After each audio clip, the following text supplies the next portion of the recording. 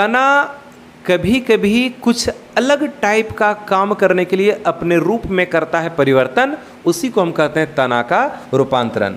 तना कुछ मूल काम से हट करके कुछ अलग अलग टाइप का काम करने के लिए अपने रूप में कर लेता है परिवर्तन, और इस तरह से परिवर्तन करेगा कि देख करके ऐसा लगता नहीं है कि ये तना है।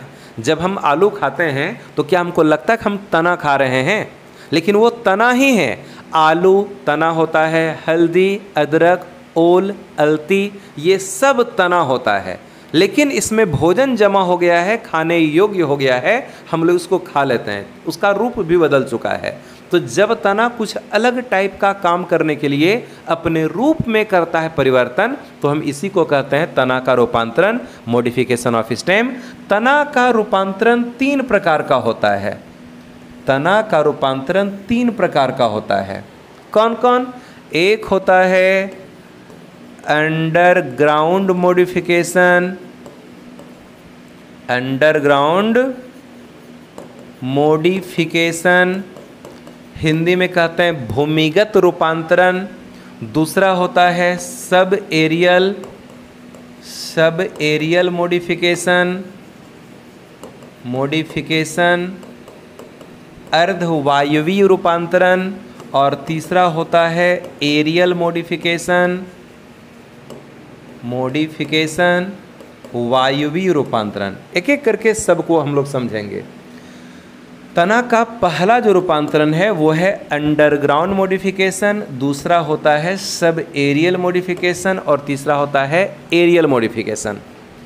तना का वैसा रूपांतरण जिसमें तना भूमि के अंदर रह जाता है, जमीन के अंदर रह जाता है, उसी को कहते हैं अंडरग्राउंड मॉडिफिकेशन। जैसे कि हम लोग आलू को देखते हैं, आलू तो जमीन के अंदर बैठता है ना, वो तना है, जड़ नहीं है। आलू जड़ नहीं होता, आलू क्या होता है? तना होता है। तो वो कहला गया underground modification. Subaerial modification का मतलब है कि तना का वैसा रूपांतरण जिसमें तना का कुछ भाग जमीन के अंदर होगा और कुछ भाग जमीन के ऊपर होगा, उसको कहेंगे सब एरियल मॉडिफिकेशन। जैसे दूब घास, दुबड़ी घास होता है ना, तो दुबड़ी घास का जो तना होता है कभी ज़मीन के अंदर जाता, कभी ज़मीन के ऊपर निकलता, कभी ज़मीन के अंदर जाएगा, कभी ज़मीन के ऊपर निकलेगा, ज़मीन पर रेंगते हुए वृद्धि करता है, ज़मीन के कभी अंदर जाएगा, कभी बाहर निकलेगा। तो दुबड़ी घास जो होता है उसका तना का कुछ भाग ज़मीन के अंदर होता है, कुछ भाग ज़मीन के ऊपर होता है, तो हम उसी को कह देते हैं सब एरियल मॉडिफिकेशन।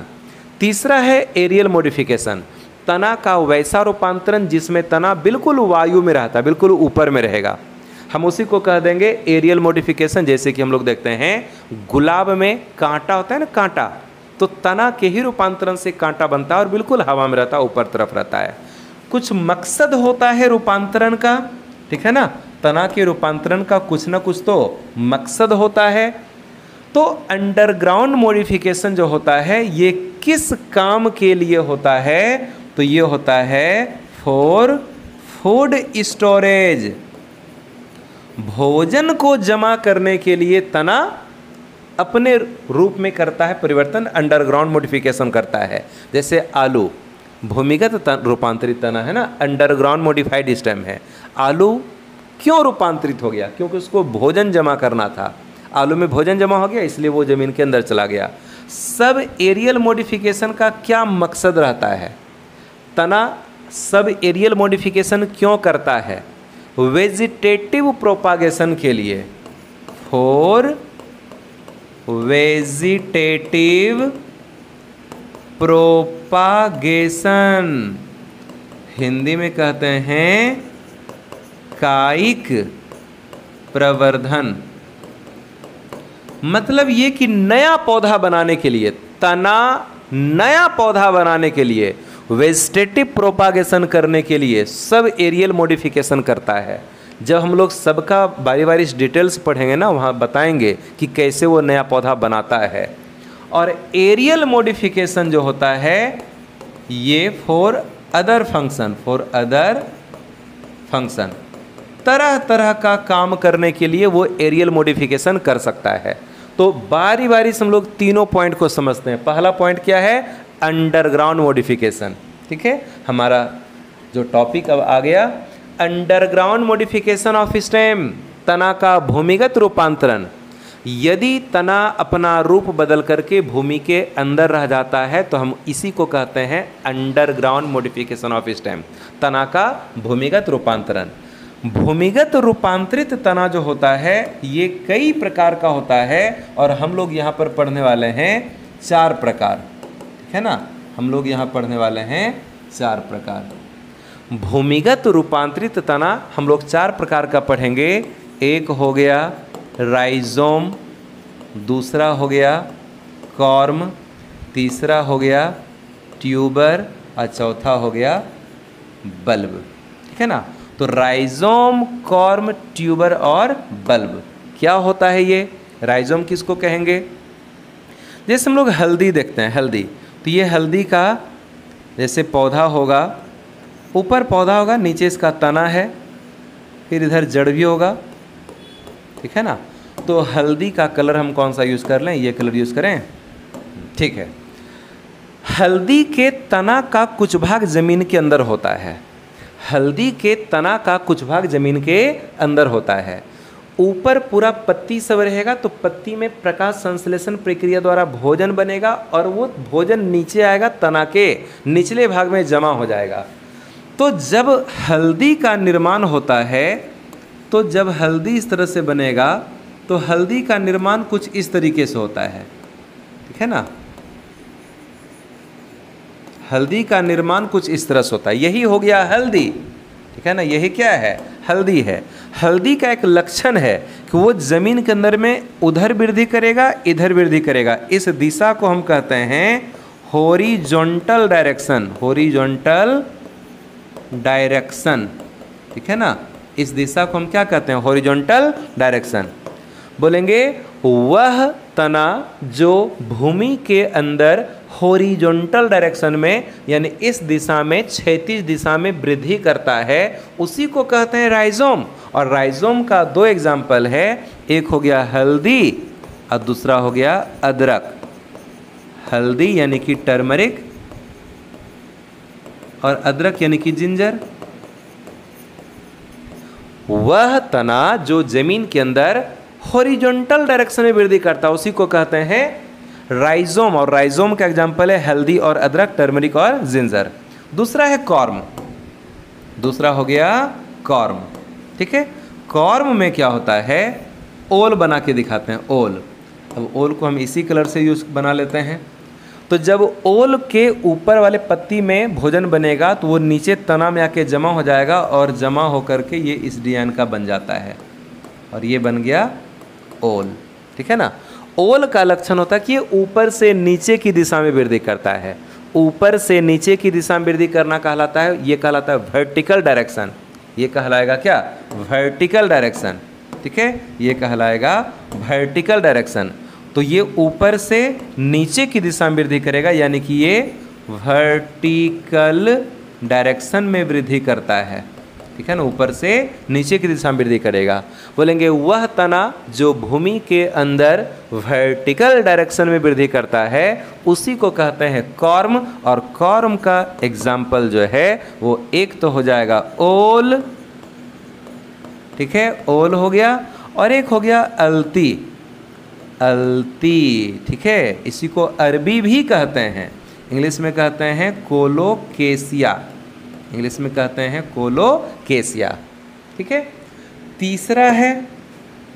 तीसरा है ट्यूबर, आलू। तो आलू में क्या होगा? ये आलू का पौधा ऊपर होगा, नीचे तना होगा, यही कलर यूज कर लेते हैं। तना के निचले भाग में भोजन जमा होने लगा और आलू बन गया। तना के निचले भाग में भोजन जमा होने लगा और क्या बन गया? आलू बन गया। ये तना है, आलू बन गया। और इसका लक्षण है कि ये गोलाकार होता है।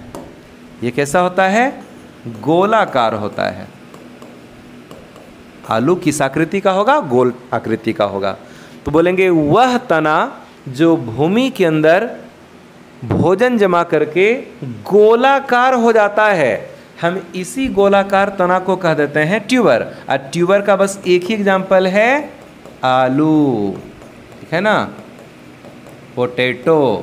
आलू में पाया जाता है आई बड, ये आँख कली का, इसको बोलते हैं आई बड।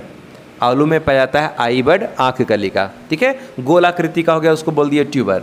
और अगला है बल्ब। बल्ब यानी कि प्याज। तो प्याज का फिगर हम बना देते हैं, प्याज का फिगर बना रहे हैं, उतना अच्छा फिगर बना नहीं है ना। चलो ये प्याज है, तो प्याज में हमको छोटा सा तना यहाँ ये वाला दिखाई पड़ रहा है, यही है छोटा सा तना, ये इतना सा दिखाई पड़ रहा है ना, यही इतना सा तना है। और प्याज का जो पार्ट हम लोग खाते हैं ये मांसल पत्ती है, ये है मांसल पत्ती, यही खाते हैं। और प्याज का नीचे वाला जहाँ से जड़ निकला हुआ है इस पार्ट को हम लोग काट के फेंक देते हैं, यही इसका तना है और यही कहलाता है क्या, बल्ब। और ये बहुत ही छोटा होता है। तो वह भूमिगत रूपांतरित तना जो बहुत छोटा होता है, वह जमीन के अंदर का तना जो बहुत बहुत छोटा होता है और जिसके नीचे रेशेदार जड़ निकला रहता है, fibrous root, fibrous root, fibrous root, जिसके नीचे से रेशेदार जड़ निकला रहता है, उसी को कहते हैं बल्ब। और बल्ब का एग्जाम्पल होता है प्याज और लहसुन। एक हो गया प्याज ओनियन और दूसरा हो गया लहसुन गार्लिक, ठीक है। तो वह भूमिगत रूपांतरित तना जो भूमि के अंदर में हॉरिजॉन्टल डायरेक्शन में वृद्धि करता है उसको कहते हैं राइजोम। एग्जाम्पल हो गया हल्दी अदरक। वह भूमिगत रूपांतरित तना जो भूमि के अंदर वर्टिकल डायरेक्शन में वृद्धि करता है वो कहलाता है कॉर्म। एग्जाम्पल हो गया ओल अलती, अरबी, कोलोकेसिया, सब्जी खाते हैं। और वह भूमिगत रूपांतरित तना जो कि गोलाकार होता है और उसमें आई बड पाया जाता है उसी को कहते हैं ट्यूबर। एग्जाम्पल हो गया आलू, पोटैटो। और वह भूमिगत रूपांतरित तना जो बहुत बहुत छोटा होता है और उसके नीचे से रेशेदार जड़ निकला रहता है उसी को कहते हैं बल्ब। एग्जाम्पल हो गया प्याज और लहसुन। भूमिगत रूपांतरित तना कंप्लीट। अगला है sub aerial modification of stem, तना का अर्धवायवीय रूपांतरण। तना का वैसा रूपांतरण जिसमें तना का कुछ भाग भूमि के अंदर रहता है और कुछ भाग भूमि के ऊपर रहता है उसी को कहते हैं तना का अर्धवायवीय रूपांतरण। और ये अर्धवायवीय रूपांतरित तना भी हम लोग 4 प्रकार का पढ़ेंगे। इसका भी हम लोग जो है 4 प्रकार पढ़ने वाले हैं। कौन कौन? तो एक होगा रनर, दूसरा होगा ऑफसेट, तीसरा होगा स्टॉलन और चौथा होगा सकर। 4 प्रकार का अर्धवायवीय रूपांतरित तना हम लोग पढ़ने वाले हैं, रनर, ऑफसेट, स्टॉलन और सकर, ठीक है। रनर हम किसको कहेंगे? दुबड़ी का पौधा, दुबड़ी का घास होता है ना, दूब ग्रास, दुबड़ी का घास, ये जमीन का सतह बनाते हैं। ये है जमीन का सतह, ठीक है, ये है जमीन का सतह। और इस पर ये दुबड़ी का पौधा, नीचे जड़ है, तना ऐसे ऊपर आया, अब बस ज़मीन पर इसे लेट जाएगा, इसे ज़मीन में धंसेगा, फिर ये ज़मीन से बाहर निकलेगा, फिर ज़मीन में धंसेगा, फिर बाहर निकलेगा। तो बार बार ज़मीन में धंसेगा और ज़मीन से बाहर निकलेगा। जहाँ जहाँ ज़मीन में धंस गया यहाँ से नीचे जड़ निकल जाएगा और ऊपर इसका पत्ती सब निकल जाएगा। यहाँ से जड़ निकल गया नीचे और ऊपर इस तरह से पत्ती वगैरह सब निकल गया और इस तरह से लगातार ये फैलते जाता है। अब यदि इसको यहाँ से कट भी कर दिया जाए, इसको यहाँ से इसे कट कर दिया जाए तो ये बन जाएगा न्यू प्लांट। ये मरेगा नहीं। क्यों नहीं मरेगा? क्योंकि इसके पास अपना जड़ है, ये ज़मीन से पानी खींच लेगा, प्रकाश संश्लेषण खुद से करके अपना भोजन बना लेगा और ये जिंदा रहेगा। तो वह तना, यही वाला तना, यही तना कहला गया क्या? रनर। वह तना जो भूमि की सतह पर रेंगते हुए वृद्धि करता है, वह तना जो भूमि की सतह पर रेंगते हुए वृद्धि करता है उसी को कहते हैं रनर। और रनर को अगर कट कर दिया जाए तो जहाँ जहाँ इसका नोड होगा, जहाँ जहाँ ज़मीन को टच किया वहाँ जो नोड होगा वहाँ से छोटा सा पौधा निकल जाता है। अगर इसको काट भी दिया जाए ना, ये न्यू प्लांट बन जाएगा। तो तना का जो अर्धवायवीय रूपांतरण होता है, इसका मकसद ही है नया पौधा बनाना। एग्जाम्पल क्या होगा इसका? इसका एग्जाम्पल क्या है? तो दूब घास, ठीक है ना, दूब घास, दूब ग्रास, इसको कहते हैं दूब ग्रास, दुबड़ी का पौधा, ठीक है। दूसरा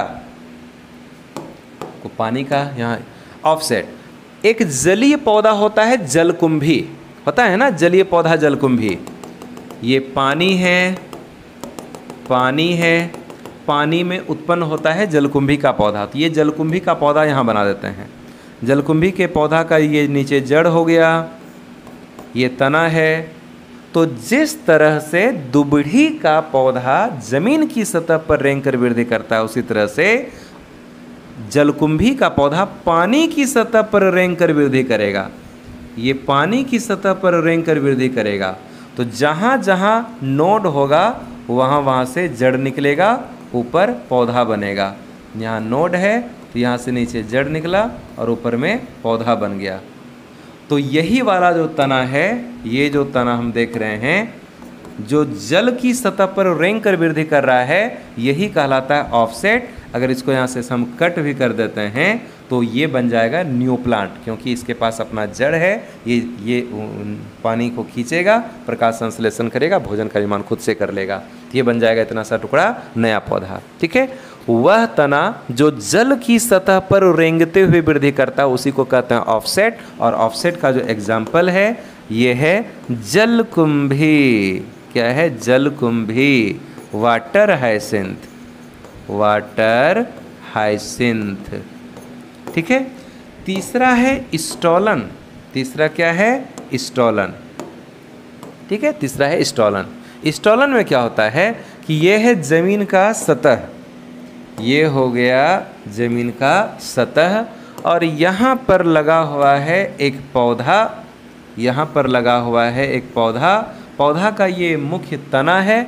यहाँ से एक डाली निकला और डाली जमीन, ये झुक करके ज़मीन को टच कर गया, और फिर ये यहाँ से ऐसे निकला, निकल करके इधर एक पौधा का रूप लिया, ठीक है।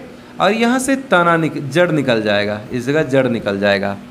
मुख्य तना से एक शाखा निकला और शाखा झुक करके, ये पतला कमजोर टाइप का शाखा होगा, झुक करके ज़मीन को टच कर गया, फिर वहाँ से निकल गया। और यहाँ चूँकि अब जड़ निकल गया तो इसको, अगर इसको काट भी दिया जाए यहाँ ना, अगर हम इसको काट भी दें यहाँ से, तो ये बन जाएगा नया पौधा, ये बन जाएगा न्यू प्लांट, ये बन जाएगा न्यू प्लांट, नया पौधा। तो हम इस तरह के तना को ही कह देते हैं स्टोलन।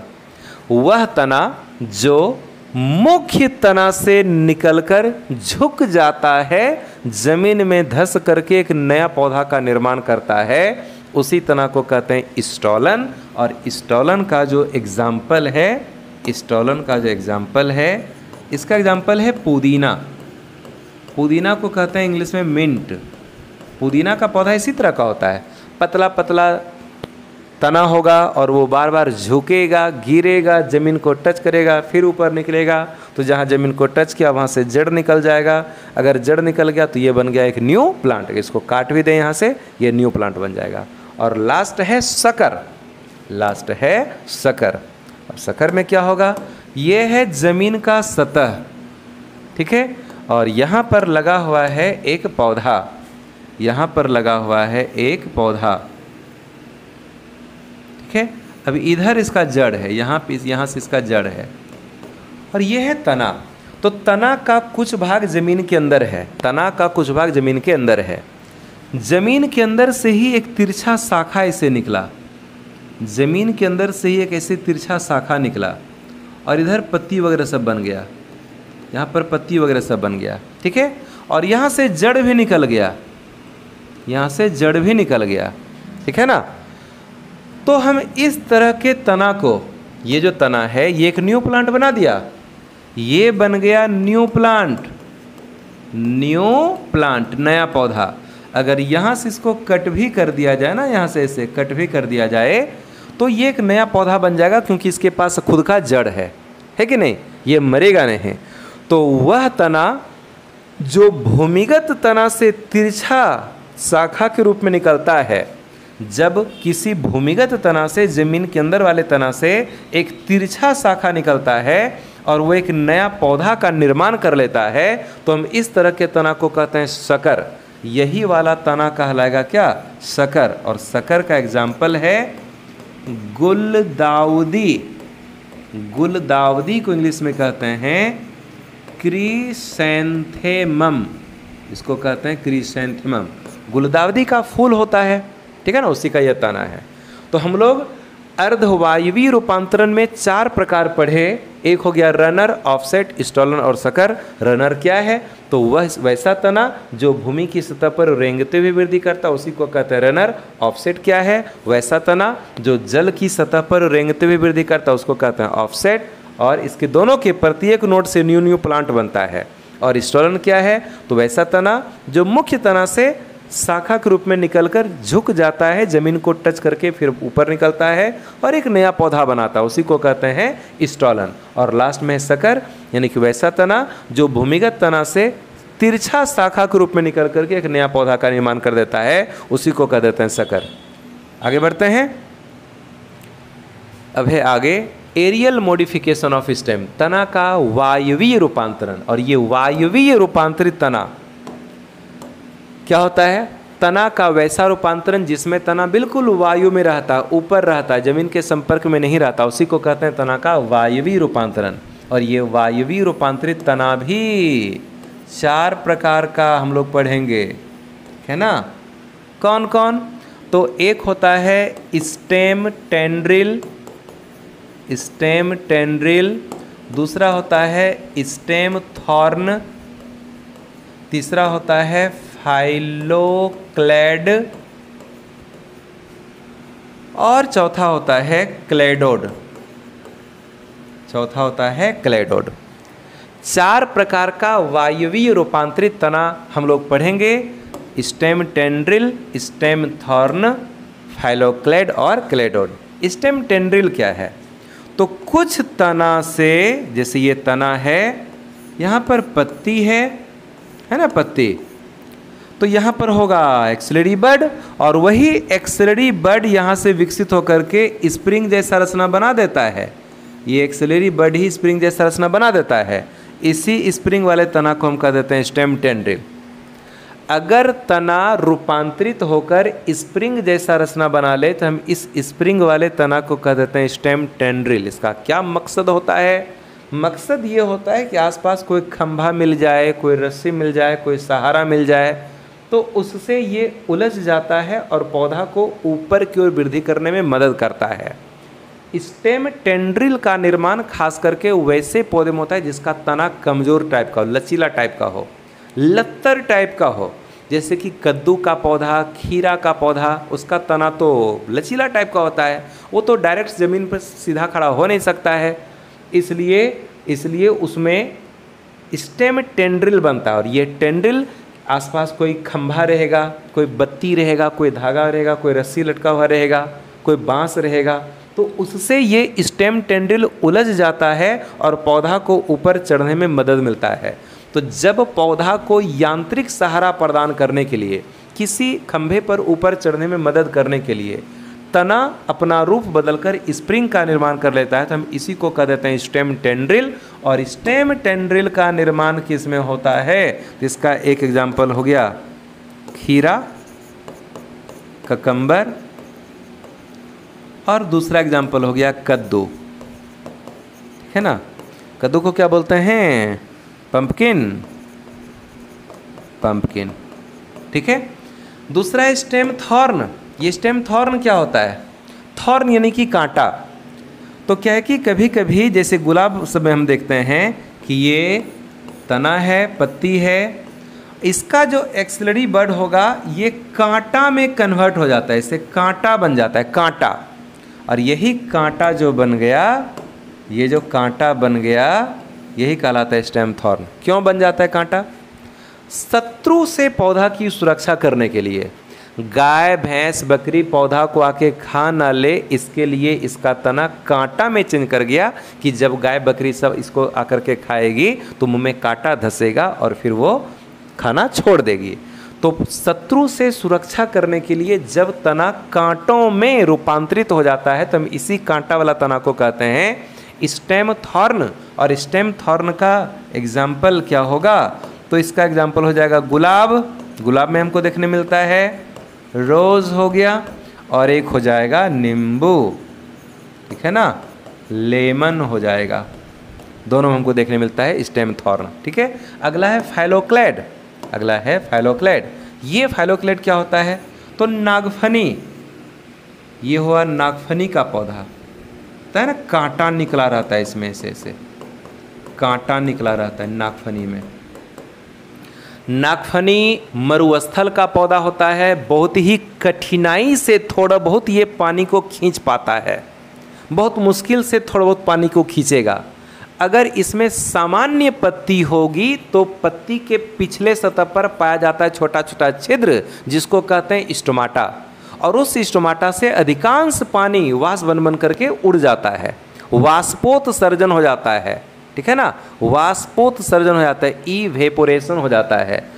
तो ये जो नागफनी का पौधा है, कैक्टस का जो पौधा है, यह क्या करता है? अपने कांटा, अपने पत्ती को रूपांतरित करके कांटा में कन्वर्ट कर लेगा। ये जो कांटा हमको दिखाई पड़ रहा है ना, ये कांटा जो है, ये जो हम कांटा देख पा रहे हैं, ये जो कांटा है ना, ये क्या है? ये है पत्ती का रूपांतरण।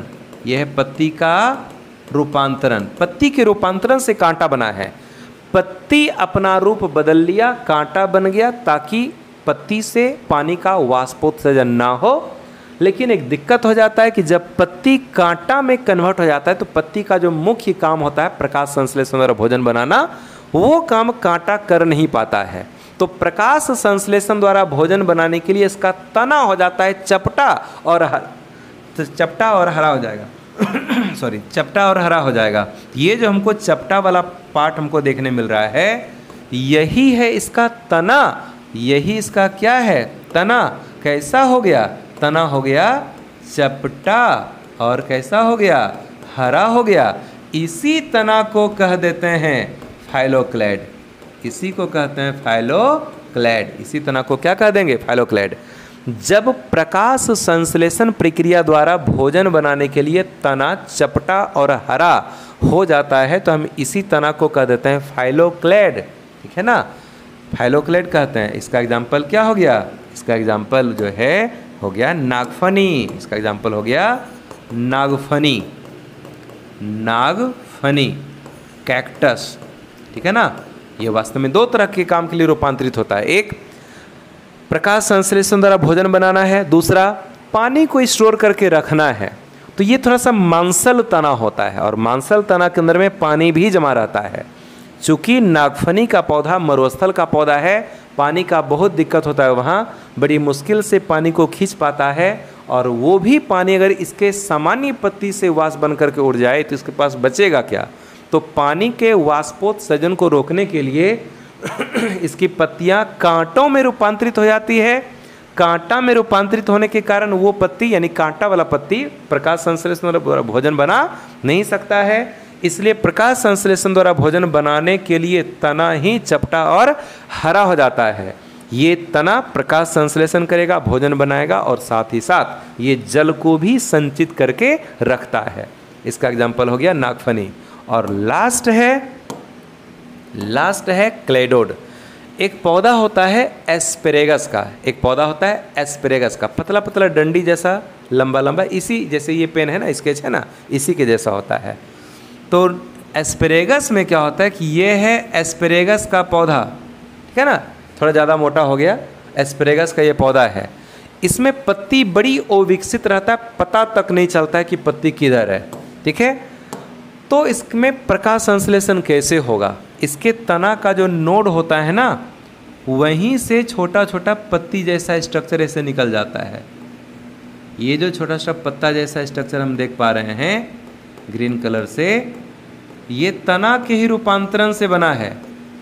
और यही पत्ती जैसा डिजाइन कहलाता है क्या? क्लेडोड।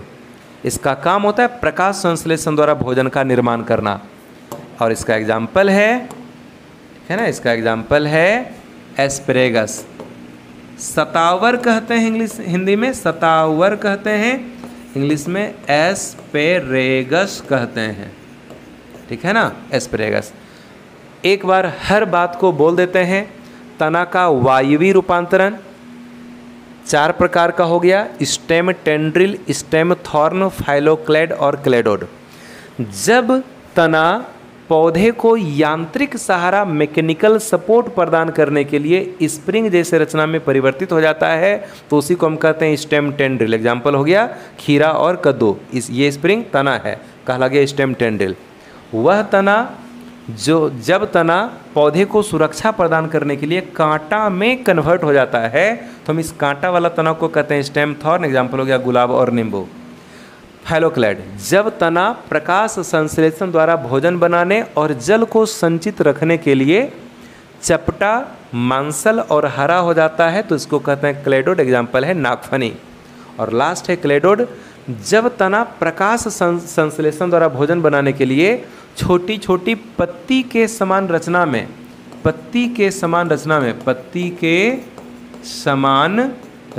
में परिवर्तित हो जाता है और प्रकाश संश्लेषण द्वारा भोजन बनाने का काम करता है तो हम इसी को कहते हैं क्लेडोड।